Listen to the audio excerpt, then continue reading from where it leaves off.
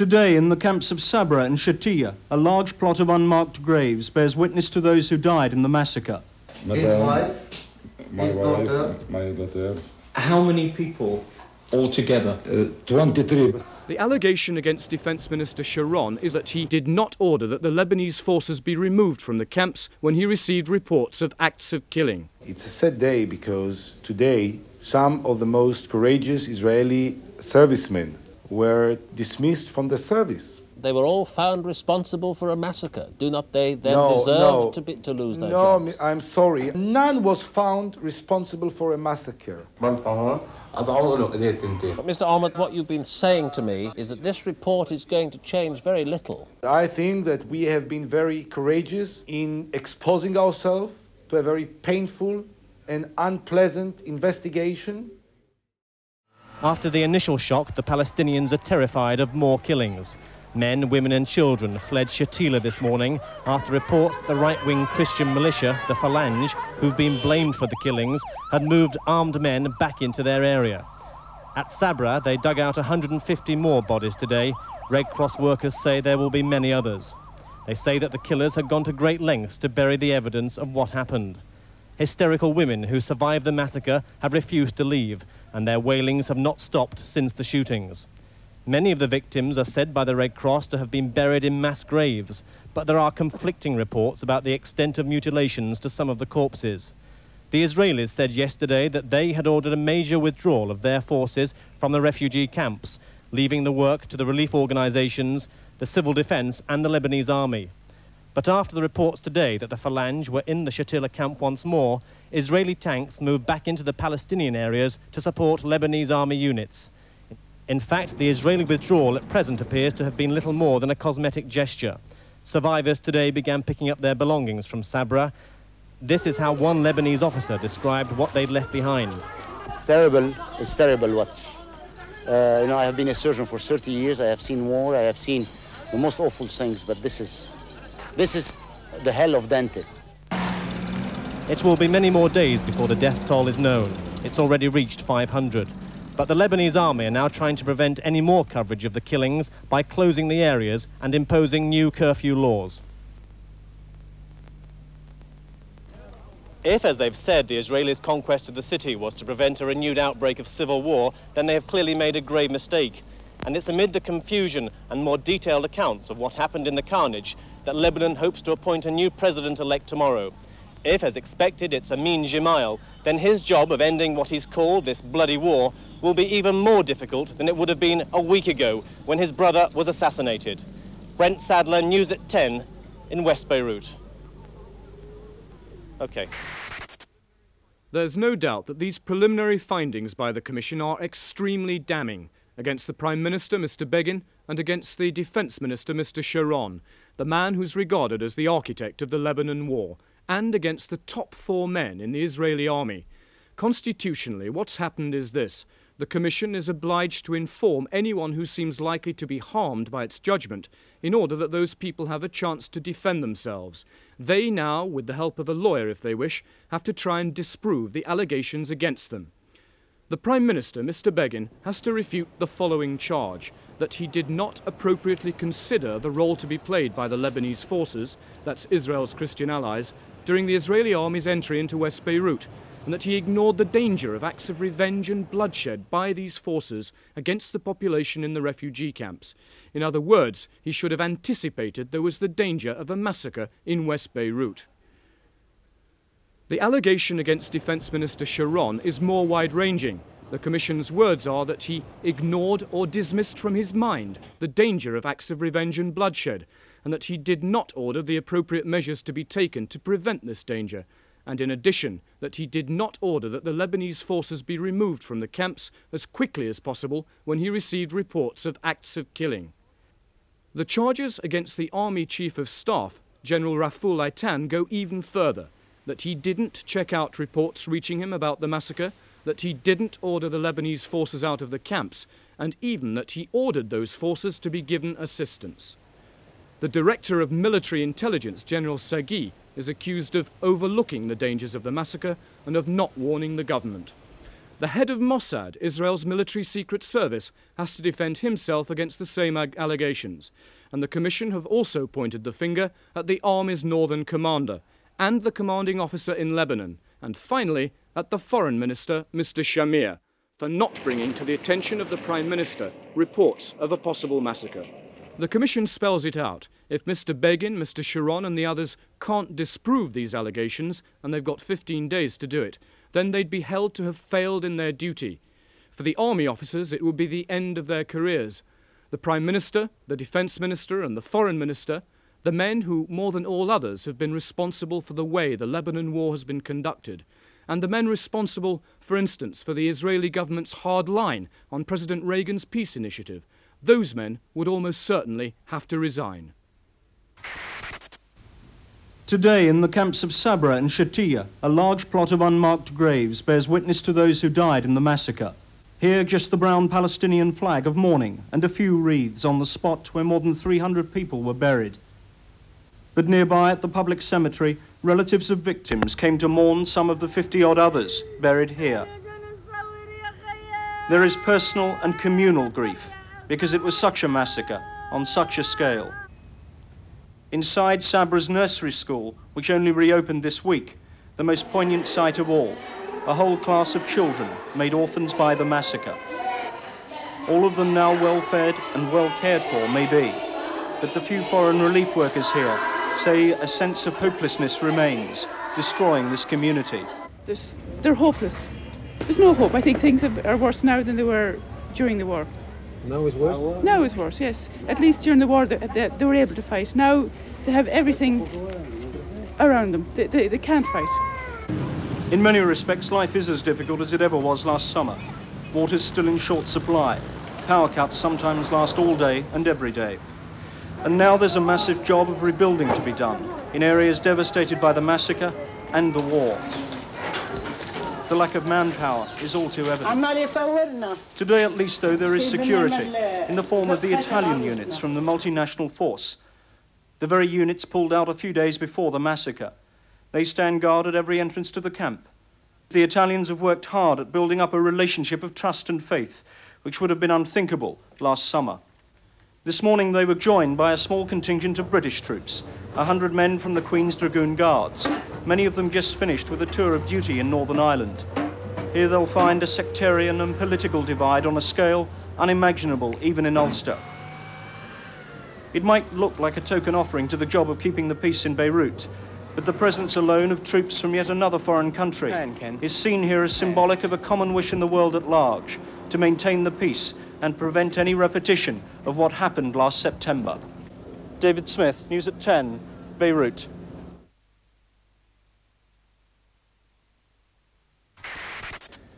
Well, ultimately, I think that the cabinet under Mr. Begin will continue to serve. I mean, that's as far as the political side of it is concerned. I guess you are concerned with the specific recommendations of the report. Indeed. Well, then, I think basically the cabinet will adopt the basic recommendations that are included in the report, but that must be waited until tomorrow before we have exactly the opinion of the government. When you say you expect the government to accept the recommendations of the report, do you expect Mr. Sharon to be sacked or to resign? Well, I draw your attention to the wording of the committee itself. The committee does not call Mr. Sharon directly to resign, or even does not recommend to Mr. Begin that he will fire him. It is a very careful wording coming from people who are extremely sensitive to the use of words. They say that they expect Mr. Sharon himself to draw the personal conclusions under the circumstances that they have described. And only if it will be needed, they call Mr. Begin to consider the possibility of using the Article 20 in the law, which allows him to fire a minister. In other words, unlike the recommendations towards other personalities, where they say directly, rather bluntly, that they should end their service.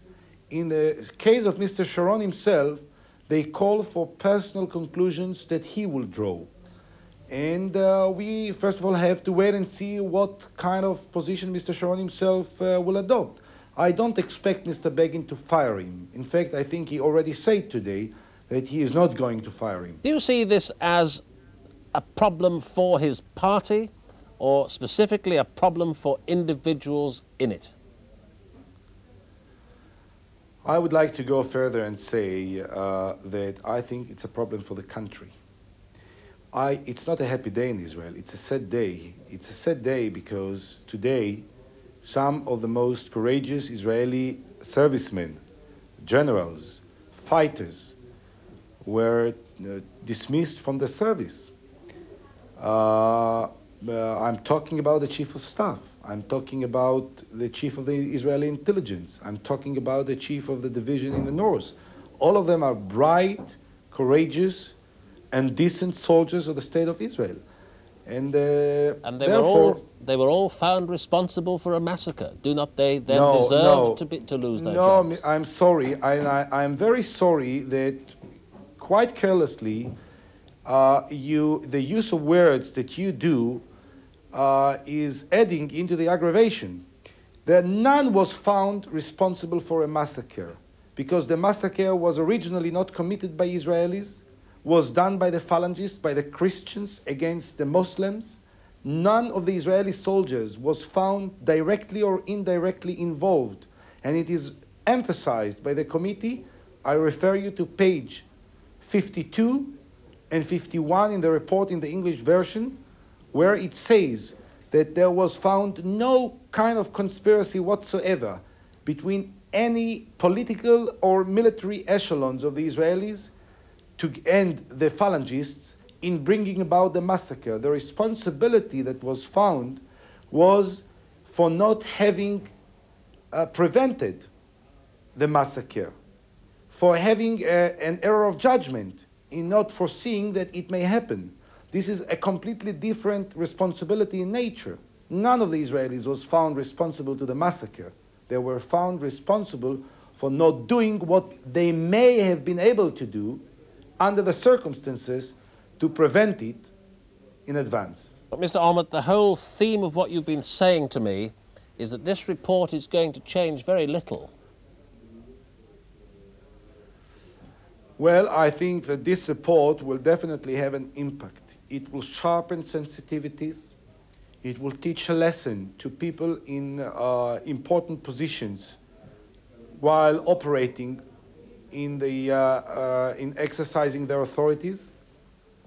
But what I think most of the people, especially from outside, expected, if I may say it bluntly but frankly, I think they expected Begin to be dismissed. Really what they wanted is a changeover in the Israeli government. Let me remind you, we are a democracy. Ultimately, the people will decide which government they want. And if this was the expectation, then yes, indeed, I believe that there will be a certain frustration. But I think that we have been very courageous in exposing ourselves to a very painful and unpleasant investigation, and we have taken the burden of going into all the details. The Prime Minister of the state, the Minister of Defense, the Foreign Minister, all the highest ranked generals were called for open and public investigation in court and were cross-examined. This is a process, the parallel of which you have never found in any other countries, in the democracies in the Western Europe or in America. This was an important manifestation of the Israeli democracy in action. And this in itself is extremely important lesson for the future. Mr. Olmert, thank you very much for talking to us.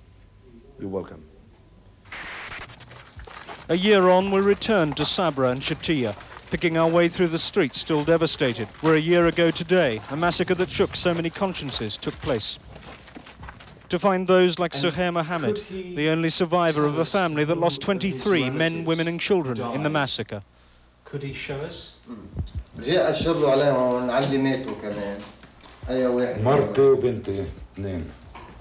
is his wife? His wife, my his wife, daughter, my daughter, these children, my daughter. my brother and family, my brother, son, my brother, my son. How many people altogether? 23. Nearby we found Khaled Abdullah. You don't need to speak Arabic to understand what happened to his father. Khaled's 3 sisters all lost husbands, 2 of them lost their children. Today they leave the camps every night to sleep at the houses of friends outside, because they still fear the Christians and another massacre. Khaled sums up the feelings of everyone here.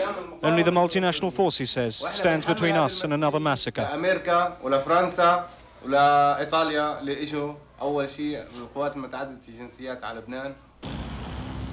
The Italians are the unit of the multinational force assigned to the Palestinian camps today. They have 2,000 men in and around Sabra and Shatila, and in the past couple of weeks, as the war outside has escalated, they've stepped up patrols, sealing off the entire area. The Italians are specially chosen for this job, their personality and their character being the main prerequisites for building up a relationship of mutual trust that is evident on almost every street corner. But much as the Italians have done everything they can, their mobile clinics handle dozens of patients every day. They know they are only scratching away at the surface. The deep-rooted problems of the camps remain. Because a year on from the massacre, a year on from the departure of the PLO, the Palestinian civilians remain a people without a home to call their own, only this. Many of them are still living in abject poverty. Here it's the basement of a disused tenement block. And in their own minds at least, they are quite literally caged in. Unwanted, even despised they feel by the Lebanese. Take Zuhair Mohammed, for example, the man who lost 23 relatives. A year ago he had a shop. 6 months ago his work permit was withdrawn by the government, no explanation given. He now lives alone, totally dependent on the charity of friends. And totally dependent, like everyone else here, on the Italians for security. Yet everyone knows that sooner or later the multinational force will have to go, leaving behind them a people and camps, where today the huge, unmarked and untended graveyard, in which hundreds were buried a year ago, stands somehow as a symbol of the decay and the neglect which afflicts those who survived. David Smith, ITN, Beirut.